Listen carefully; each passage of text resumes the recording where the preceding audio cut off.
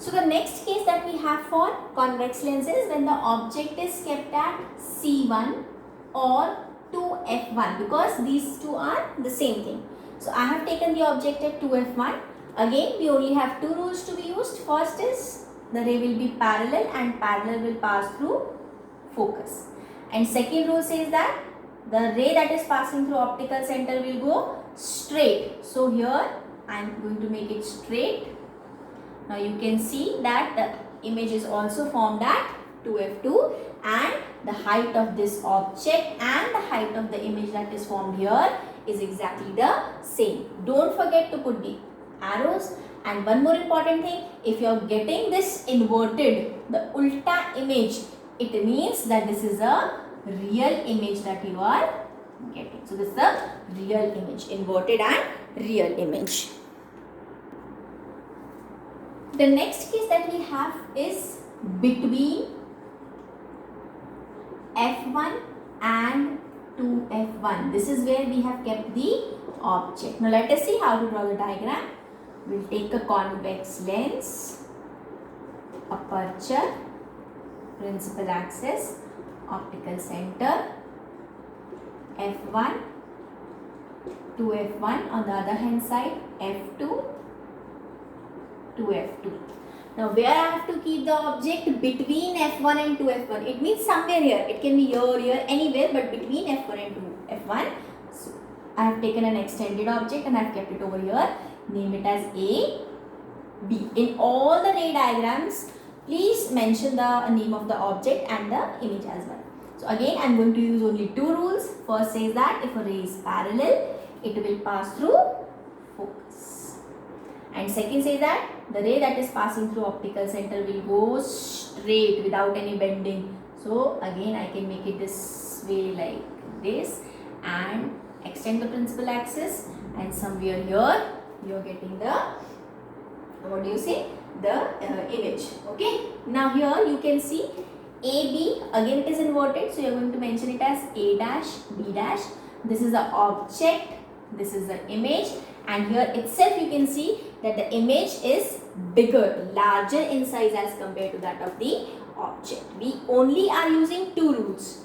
Parallel, passing through focus, optical center one is not undergoing refraction, and wherever the two rays meet, you will get the image. Always make it a point that you have to draw two rays, or you have to make the diagram such that the two rays in the diagram meet and give you the image. So this is the next case.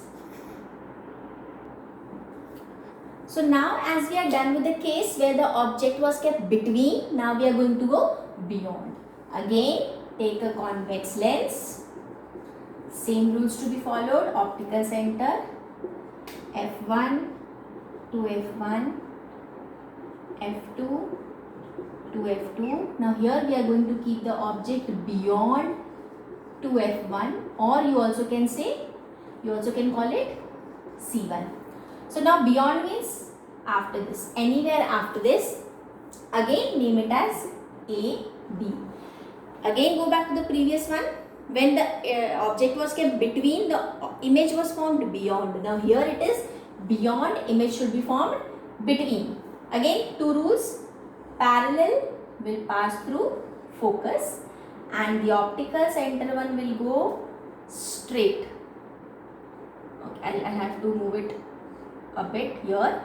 So here somewhere my rays are meeting, and A dash, B dash is the image that I am getting.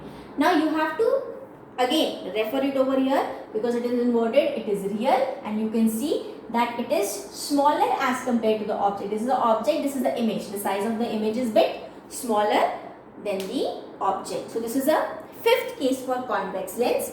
Now coming back to the last case, that is a special case. Let us see how it is done. So now the last case is when the object is kept very close to the lens, like in case of mirror also we have done. Okay, so now it is, the object is between optical center and f1. It means very close to the lens. So we have taken the lens,